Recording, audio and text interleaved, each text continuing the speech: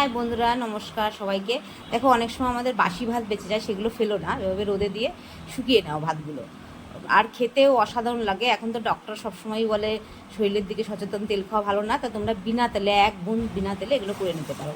দেখো, আমার ভাতগুলো এই যে শুকিয়ে এসছে প্রায়, আর একটু শুকোতে হবে হালকা করে। আর ওদিকে আমি কিছু মটর আর কিছু ছোলা সিদ্ধ করে সেটাও আমি শুকিয়ে নিয়েছি। আর এখানে আমি বালি ইউজ করছি, তোমরা বালির বদলে লবণ ইউজ করতে পারো, লবণটা দিয়েও হবে। এখানে আমি কড়াইতে হালকা করে একটু প্রথম ভেজে নিলাম এই মটরটা, আর ছোলাটাও হালকা করে একটু ভেজে নিচ্ছি। তোমরা ডাইরেক্টলি বালিতেও দিতে পারো, আমি একটু ভেজে নিচ্ছি এটা আলাদা করে। আর এখানে এই যে বালিটা দেখো ধুমো হচ্ছে, গরম হয়ে গেছে। এখন ওই গরম করা মটরগুলো বালির মধ্যে দিয়ে ভেজে তুলে নেব। এগুলো কিন্তু তেলেও ভাজা যেতে পারে, তেলে ভাজলে আরও বেশি টেস্ট হয়, কিন্তু তেলটা তো শরীরের পক্ষে ভালো না, ওর জন্য আমি বালিতে ভাজি। তোমরা লবণে ভাজতে পারো। আর এটা রেখে দিয়ে তোমরা যখনই খিদে পাবে এক মুঠ খেয়ে জল খেলে কিন্তু পেটটা ভালোই ভরে যাবে।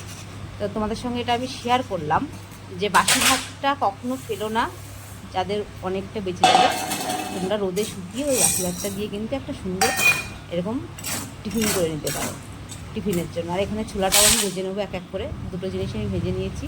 আর এখানে যে চালটা, ওই যে ভাতটা শুকিয়ে গেছিলো, সেই ভাতটাও বালির সঙ্গে ভেজে নেবো, ভেজে ছেঁকে নেব গরম গরম। আবার কিন্তু এই বালিটা, গরম বালিটা ওর কড়াইতে দিয়ে সব কিছু আমি এক এক করে ভেজে দিই। দেখো চালটা, যে ভাতটা ছিল কতটা সুন্দর হয়েছে। আর সঙ্গে আমি কিছু চিড়েও নিয়েছি, জল মিশিয়ে, লবণ জল মিশিয়ে চিড়েও নিয়ে নিয়েছি, এটাও আমি ভেজে নিচ্ছি। অসাধারণ লাগে খেতে এটা, তোমরা বাড়িতে অবশ্যই ট্রাই করে দেখো।